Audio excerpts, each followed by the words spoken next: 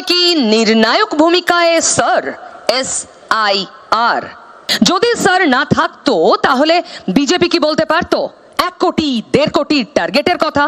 যদি স্যার না হতো তাহলে তৃণমূল সুপ্রিম সওয়াল কিংবা ধর্নার মতো উচ্চগ্রামে বিরোধিতার সুর বাঁধতে পারতো। সিপিএম কংগ্রেস যেভাবে স্যারকে সামনে নিয়ে মাঠে নামছে সেই সুযোগটা আসতো। স্যার কি সবার কাছে সুযোগ আর পাবলিকের কাছে? চলুন এই নিয়ে আজ আলোচনা করি মেগা ডিবেটে। পরের বক্তা শতরূপ ঘোষ। শতরূপের সময় 5 মিনিট। নমস্কার। দেখুন, আমি শশীদের কথায় অবাক হইনি। আজকে আলোচনার যে বিষয়টা আমি যতদূর বুঝেছি যে SIR ভালো না খারাপ এইটা বিষয় নয়, বিষয় হচ্ছে সামনে কয়েকদিন পরে বিধানসভা ভোট হবে এবং অন্তত হওয়ার কথা। সেই বিধানসভা ভোটে SIRটাই একমাত্র ইস্যু কিনা। শশীদি গোটা 5 মিনিট SIR নিয়েই বলে গেলেন এবং উনি ওনার সমালোচনা করে গেলেন। হয়তো অনেকগুলোই ন্যায্য কথাই বলেছেন, কিন্তু আমি তৃণমূলের এই অবস্থানে অবাক নই, কারণ তৃণমূল তো চাইবেই যে কোনো একটা ইস্যু বিধানসভার ভোটটা হয়।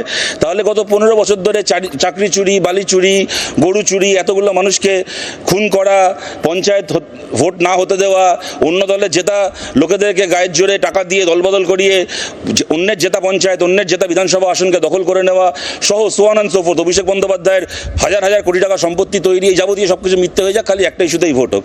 কিন্তু ওনারা চাইলেও তো সেটা হবে না।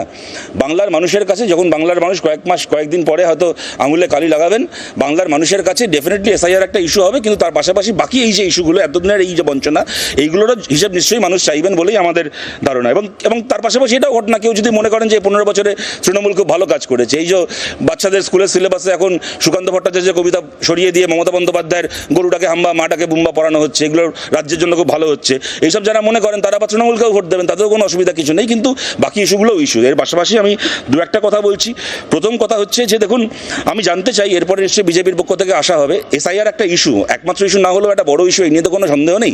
আমি খালি জানতে চাই 1 কোটি 20 লক্ষ মুসলমান রোহিঙ্গার নামটা কোথায় পাওয়া যাচ্ছে? ওটা শুভেন্দু অধিকারীর বাড়ি থেকে দেওয়া হচ্ছে, মামাবাড়ি থেকে দেওয়া হচ্ছে, কোথা থেকে দেওয়া হচ্ছে? 1 কোটি 20 লক্ষ রোহিঙ্গা মুসলমান বাংলাদেশ থেকে আসা, যাদের নামটা SIR করে ডিলিট করা হয়েছে, এক। দ্বিতীয় কথা, শান্তনু ঠাকুরের দেওয়া ওই যে 2000 টাকা 2500 টাকা করে লোকের থেকে নিয়ে ওই যে মতুয়া সার্টিফিকেট দিয়েছিলেন, বলেছিলেন যে এই মতুয়া সার্টিফিকেটগুলো দিয়ে দিলে আপনাকে যখন BLO ডাকবে আপনার নাম উঠে যাবে SIR এর তালিকায়। ওই মতুয়া সার্টিফিকেট দিয়ে কটা নাম উঠেছে SIR এর তালিকায়, সেই তালিকাটা কোথায় পাওয়া যাচ্ছে? এই 2 নম্বর প্রশ্ন। 3 নম্বর কথা, আমি ইদানিংকালে এই তালিকাটা বেরোনোর পরে বা এখন এই যে 60 লক্ষ নাম ঝুলে আছে, আমরা দেখলাম যে বিজেপির এখানকার নেতারা বলছেন, শ্রমিক ভট্টাচার্যকে বলতে শুনলাম যে টেকনিক্যাল ব্যাপার, ইলেকশন কমিশন দেখছে, যা লোকে অ্যাপিল করবেন বিবেচনা করবে, বাইরে থেকে জুডিশিয়াল অবজারভাররা আসছেন তারা বিবেচনা করছেন, এমনকি যাদের নাম ডিলিটেড হয়ে গেছে তাদের কাছেও এখন সুযোগ রয়েছে নতুন করে ফর্ম 6 ফিল আপ করে নাম তোলার। সব কিছু ঠিক কথা, শ্রমিক ভট্টাচার্য যে কথাগুলো বলেছেন সেই অর্থ দেখতে গেলে এগুলোর মধ্যে কোনো তথ্যগতভাবে কোনো ভুল নেই। সেক্ষেত্রে বিজেপির সর্বভারতীয় সভাপতি নীতিন নবীন যে বললেন যে 50 লক্ষ ঘুষপেটদেরকে বাংলা থেকে আমরা তাড়িয়ে দিলাম SIR করে, মানে যে মানুষের নাম কাটা গেছে, এরকম ঘটনা ঘটেছে। এক মায়ের পেটের ভাই বোন হিয়ারিংয়ে ডাকা হয়েছিল। আমি বলছি পিউ, আপনাকে আমি ব্যক্তিগতভাবে নামটা বলতে পারি অফ ক্যামেরা, কারণ অন ক্যামেরা বলাটা ঠিক হবে না। আপনার ফ্র্যাটার্নিটির একজন সাংবাদিক গতকাল যখন আমাদের ধর্ণা চলছিল পরশুদিন ইলেকশন কমিশনের সামনে, ওখানে কভার করতে গেছিল একটি বাংলার একটা অত্যন্ত বড় খবরের কাগজের করেসপন্ডেন্ট, আমাকে এসে বলছে আমাকে আর আমার বোনকে দুজনকে ডেকেছিল হিয়ারিংয়ে, দুজনই যাবতীয় ডকুমেন্ট দিয়েছি, মায়ের পেটের ভাই বোন, বোনের নাম রয়েছে, দাদার নাম ডিলিট হয়ে গেছে লিস্ট থেকে, তার নামটা ডিলিট করে দেওয়া হয়েছে। এই যে মানে এক মায়ের পেটের ভাই বোন, একজন ভারতীয় একজন বাংলাদেশি, এই যে অসামান্য এই আবিষ্কারগুলো করে ফেলেছে ইলেকশন কমিশন, তো বিজেপি কি দায়িত্ব নিয়ে এটা বলবে? তো এবার ভোটের প্রচারে গিয়ে মতুয়া এলাকায় গিয়ে, উদ্বাস্তু কলোনিতে গিয়ে, আদিবাসী পরগনায় গিয়ে যাদের নাম কাটা গেছে লিস্ট থেকে, বেশ হয়েছে কাটা গেছে, এরা সমস্ত বাংলাদেশি রিফিউজি, যারা বাংলাদেশি বেআইনি উদ্বাস্তু, যারা বেআইনিভাবে ভারতবর্ষে এতদিন বসবাস করছিল। নীতিন নবীন যে কথাটা বলেছেন বাংলায় এসে, আপনারা এবার পাড়ায় পাড়ায় গিয়ে কথাটা বলবেন তো, বলে আবার লোকের কাছে হাত পেতে ভোট চাইবেন তো? আমরাও সেই দিনটা দেখার অপেক্ষায় রয়েছি। দেখুন, আমার কথাকে আমি শেষ করবো এটা বলে, দেখুন রাজনৈতিক দল হিসেবে আমরা একে অপরের সমালোচনা আমরা প্রত্যেকে করি এবং সেটা স্বাভাবিক। একটা মাল্টিপার্টি ডেমোক্রেসিতে এখানে আমারও অনেক বক্তব্য থাকবে, বাকি দলের বিরুদ্ধে, বাকি দলেরও বক্তব্য আছে একে অপরের বিরুদ্ধে বা আমাদের বিরুদ্ধে। এই সমালোচনাগুলো আমরা সবাই করি, কিন্তু এই সমালোচনাটাই তো একমাত্র আলোচনা বা কথা বলার বিষয় হতে পারে না। গণতন্ত্রের একটা বিকল্প পথও থাকতে হয়। আপনারা জানেন যে কেরালা এবং পশ্চিমবাংলায় একই সঙ্গে SIR হয়েছিল, তার আগে বিহারে হয়েছিল।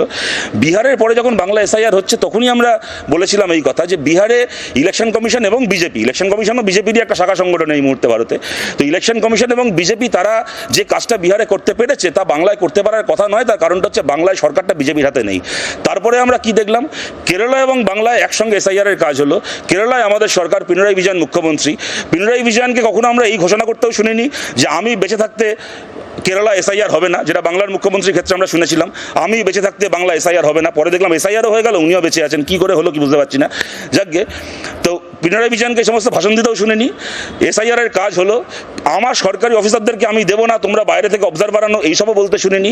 গোটা কেরালা এসআইআর সম্পন্ন হলো। কেরালা এমন একটা রাজ্য যেখানে 30%-এর ওপর মুসলমান মানুষ বসবাস করেন, 18%-এর ওপর খ্রিস্টান মানুষ বসবাস করেন।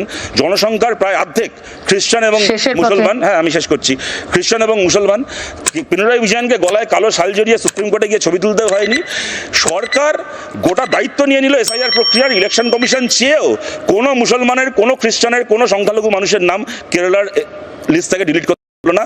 কেরালায় যা করা গেল বাংলাতেও তা কিন্তু করা যেতে পারত, যদি আমার কাছে লোককে বাঁচানোর বদলে আমার নিজের রাজনৈতিক স্টান্টবাজি করাটাই প্রধান না হতো। ধন্যবাদ। Shatarup, thank you. ভাই শতরূপ অনেক কথা বলেছেন। আমার একটাই প্রশ্ন, নির্বাচনে এলেই সেলিমকে সেই বাবর এবং হুমায়ুর কাছে ছুটতে হচ্ছে, কারণ তারা বুঝতে পেরেছেন যে বাকি জায়গায় গিয়ে লাভ নেই, চেষ্টা করেও প্রতিকূলকে আটকাতে পারেননি। কারণ এই সেলিম, বাবর, হুমায়ুন, এই প্রতিকূলদের যে রাজনীতি সেটা আস্তে আস্তে শশীদির এবং ভাই অরূপের দিকে পৌঁছে গেছে। তাই যতই তাদের বিরুদ্ধে, তাদের সপক্ষে আপনারা কথা বলুন, অতীতেও আমরা দেখেছি ধর্মতলার বুকে দাঁড়িয়ে সাহিত্যিক সরোজ সরকারই নাম, সুবোধ সরকার, ক্ষমা করবেন, সুবোধ সরকার এবং বাম নেতা ভট্টাচার্য, তারা ধর্মনিরপেক্ষ এটা প্রমাণ করার জন্যে তারা সেখানে গরুর মাংস খেয়েছিলেন। কিন্তু সেই সময়কার যিনি বাম নেতা রেজ্জাক মোল্লা, তিনি কিন্তু বিফ খেয়েছিলেন। আমার তার বিরুদ্ধে কোনো বক্তব্য নেই, কারণ তিনি সেদিনকে বলেছিলেন আই এম এ বিফ ইটার। আমাকে বলা হয়েছিল যার যা ইচ্ছে সেটা খাবে, আপনারা, সে কোনোদিন শুয়োরের মাংস খাবে না, কিন্তু এরা ওখানে জোর করে গরুর মাংসকে ধর্মনিরপেক্ষ সাজার চেষ্টা করবে। বলছি, রিতেশ দাকে বারবার থামাতে হচ্ছিল, তো আমার খারাপ লাগছিল তুমি কেন বারবার থামাছিলে। রিতেশ দাকে শুভেন্দু অধিকারী 7-8 বছর কথা বলতে দেয়নি, একদিন পরে কথা বলার সুযোগ পেয়েছে, ওকে থামানোটা উচিত হয়নি। যাই হোক, শুভেন্দু তাই বলে প্রতিকূল কেরম ভাবে থামিয়ে দিলে এটাও ঠিক। আমি মাঝখানে সজলতা একবারও মাঝখানে বলিনি, একবারও এটা করো না। প্রতিকূলের কথা যখন উঠলো, প্রতিকূল যেদিন তৃণমূলে জয়েন করলো সেদিন বিজেপির জেতা এমএলএ বিষ্ণুপ্রসাদ শর্মা সেদিন তৃণমূলে জয়েন করলো। তার দুদিন আগে বিজেপির এমপি অনন্ত মহারাজ মমতা বন্দ্যোপাধ্যায়ের হাত থেকে পুরস্কার নিয়ে বললেন যে মমতা বন্দ্যোপাধ্যায়ের পথেই বাংলাকে চালাতে হবে। কিন্তু সিপিএম এর ভ্যালুটা দেখো, জীবনে পঞ্চায়েত না যেটা প্রতিকূলেরও ভ্যালু এদের কাছে, এদের এমএলএ আর এমপির থেকে বেশি। তাই এমএলএ এমপি কে ভুলে তা নয়। দেখো, লড়াইটা যখন মোহনবাগান ইস্ট বেঙ্গলের মধ্যে হয় না, তখন তালতলা একতা গৌণ মাঝখানে, কিন্তু হ্যাঁ, তখন টালিগঞ্জ অগ্রগামীর কোনো ভূমিকা নেই। প্রতিবার এরকম করে আমি ভালো লাগবে, মানে বোঝাতে চাইলো যে সিপিএম এর প্রতিকূল মোহনবাগান ইস্ট বেঙ্গল আর বিজেপির অনন্ত মহারাজ হচ্ছে তালতলা। যাকে 3 নম্বর কথা হচ্ছে গরু, শুয়োর। রিতেশ দা অনেক কিছু বললো, গরুর মাংস, শুয়োরের মাংস। বিজেপির প্রতি আমাদের এটাই সমালোচনা, কে গরুর মাংস খাবে, কে শুয়োরের মাংস খাবে, তাই নিয়ে যাদের যাবতীয় চিন্তা। যে মানুষ কিছুই খেতে পারছে না সেই মানুষের জন্য যেদিন রাজনীতি শিখবে, আমরা মনে করবো এটা মানুষের জন্য রাজনীতি করে। আমি সজলদার কথার পরিপ্রেক্ষিতে কতগুলো 2-3টা কথা বলছি। সজলদা, তোমার আরো বলবে, তোমার কাছেও ফোন আছে, আমার কাছেও ফোন আছে, ভুল হলে একবার মিলিয়ে নাও। 1,20,00,000 একটা তোমার কাছে আমি কৃতজ্ঞ, তুমি যেটা পরিষ্কার বললে যে মমতা বন্দ্যোপাধ্যায় যেটা 2000 শিখিয়েছিলেন শুভেন্দু অধিকারী এখনো সেটাই বলে যাচ্ছে। তুমি একটুখানি টাইপ করো গুগলে, total number of Rohingyas in the world, type করো, তোমার কাছেও সেই রেজাল্ট আসবে যে আমার কাছে আমার নয়। শুভেন্দু অধিকারী বলেছিলেন রোহিঙ্গা গুনতে থাকো, তুমি তো ভোট গুনতে পারবে না। শুভেন্দু অধিকারী বলেছিলেন রোহিঙ্গা বলছিলেন পশ্চিম বাংলা আছে। এক সেকেন্ড, 1,20,00,000 রোহিঙ্গাকে বাংলা থেকে বাদ দেবে। গোটা পৃথিবীতে মোট রোহিঙ্গা আছে 20 লক্ষ, গোটা পৃথিবীতে 15 থেকে 20 লক্ষ। না, তাহলে রোহিঙ্গা ফিগারটা ইমাজিনারি। শুভেন্দু অধিকারীর অস্তিত্বটা ইমাজিনারি। রাষ্ট্রপুঞ্জ সকালবেলা ঘুম থেকে উঠে ভাবে আজকে সারা পৃথিবী মায়ান কথা বলছি আমি। সজলদা যে একটা কথা বললো, চমৎকার কথা বললো, এখানে ইলেকশন কমিশন ওদেরই ফ্রন্ট ফেলছেন। কাইন্ডলি আমি শেষ করিনি একটু করি। তোমার কথা বললেন, শশীদির কথা বললেন যে আপনারা তো বলছেন যে হিন্দুদের নামও বাদ গেছে, তার মানে হিন্দুদের নামও বাদ গেছে, কারণ তো মুসলমানের নাম বাদ যায়নি। নিরপেক্ষ বলেই গেছে বিজেপি, নিরপেক্ষ বলেই গেছে। হিন্দু মুসলিম করছে কি আপনারা বললেন? এই বিজেপি চিৎকার করে বলেছিল ভারতে একজন হিন্দুরও কোনো চিন্তা নেই, আমরা থাকতে একজন হিন্দুও বাদ যাবে না। এখন দাঁড়িয়ে জিব্বার করে বলছে কই হিন্দুর নামও তো বাদ গেছে, সবাই হাততালি দাও, এসআইআর কি ভালো, না, না, না, এই হিন্দুর নামও তো বাদ গেছে। ওরা বলেনি হিন্দুর নামও বাদ গেছে। শান্তনু ঠাকুর, মিথ্যা কথা বলা হচ্ছে, এটা সত্যের অপলাপ হচ্ছে, এটা সত্যের অপলাপ হচ্ছে, হিন্দুর কথা না না আমি শেষ করি। হিন্দুর নাম বাদ গেছে। মন্ত্রী শান্তনু ঠাকুর শুনুন মতুয়াদের নিয়ে কি বলেছিলেন। মতুয়ারা তো হিন্দু ব্র্যাকেটেই পড়েন, শুনুন।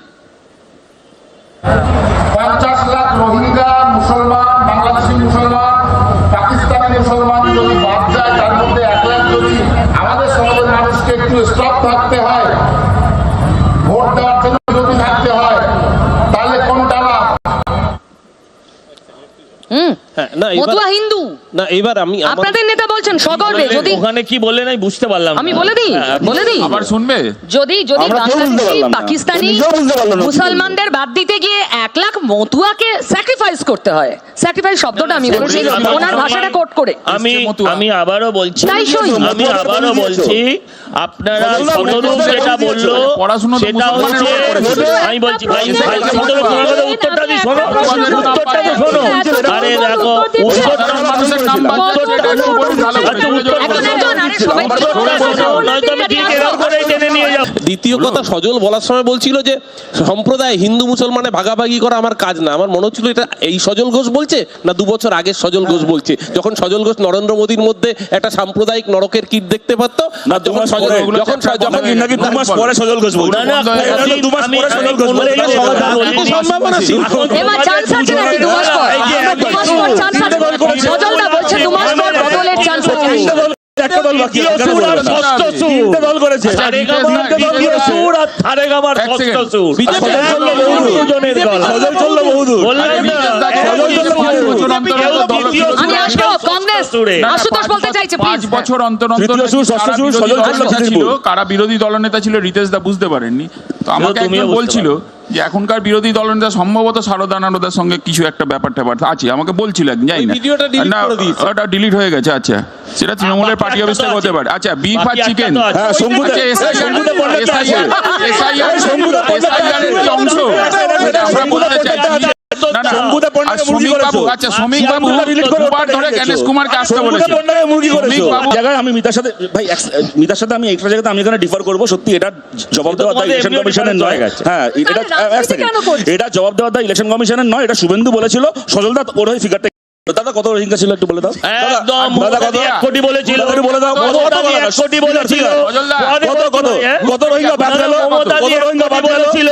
আরে শোনো তারা না, তোমরা মমতা দির ওপরে মমতাই পথ প্রদর্শক। মমতাই শুরু। মানে মমতাদির অনুপ্রেরণায় বিজেপি করো। মমতাদির কথাই চলো। মমতা ব্যানার্জি দেখানো পথে বিজেপি করে।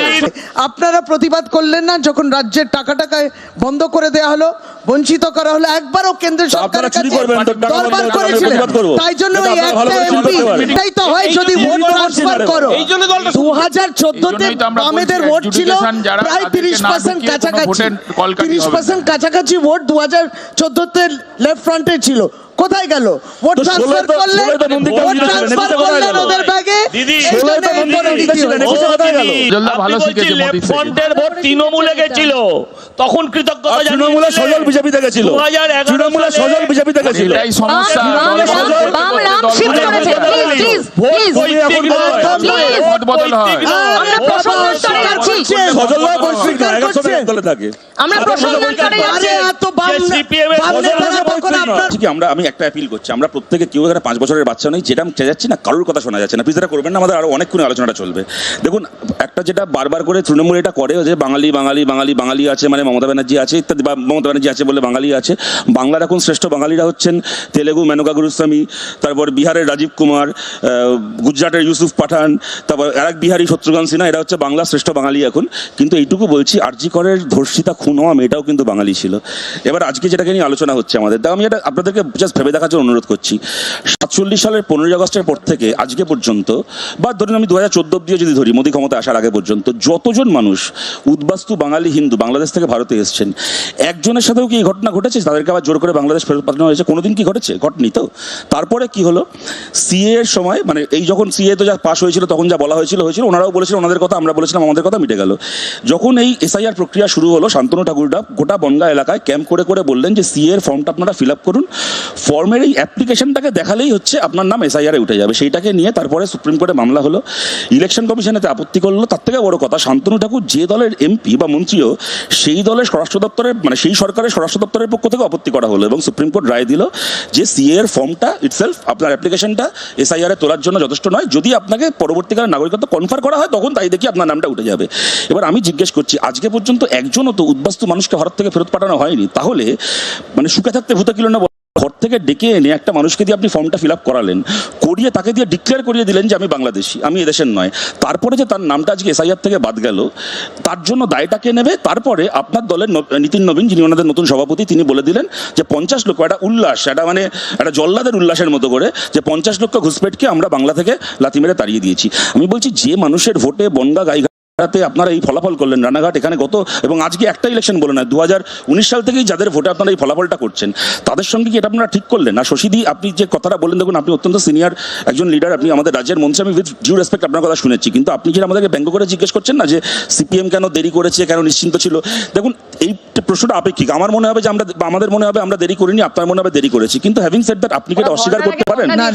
এক সেকেন্ড, না ঠিক আছে, আমি দিদি আমি কাইন্ডলি শেষ করিনি, আমি আপনার কথাটা, দিদি আপনার কথাটা আমি শুনেছি দিদি, আমি আপনার কথাটা, দিদি আপনার মাঝখানে যখন বাসিরা ইন্টারপ্রেট করছিল, আমি বললাম আমি আপনাকে বলছি, আমি এক সেকেন্ড, না আমি সরকার প্রাপ্য টাকা পায়নি, আমি বলে সুপ্রিম কোর্ট ইত্যাদিও বলেছে, সেখানে বামেদের ভূমিকাটা কি? বামপন্থীদের ভূমিকাটা কি? আমি কিন্তু এটা করি। শশীদের নেত্রী মমতা ব্যানার্জি বলেছিলেন আপনাদের নিশ্চিন্ত থাকতে কোনো অসুবিধা নেই, কেননা আমি বেঁচে থাকতে বাংলা এসআইআর হবে না। এসআইআর হয়ে গেল, উনিও এখন দিব্যি বেঁচে আছেন। আপনি বলেছিলেন গোটা বাংলার মানুষকে নিশ্চিন্ত করতে। আপনি কেন বলেছিলেন? আপনার নেত্রী কেন বলেছিলেন?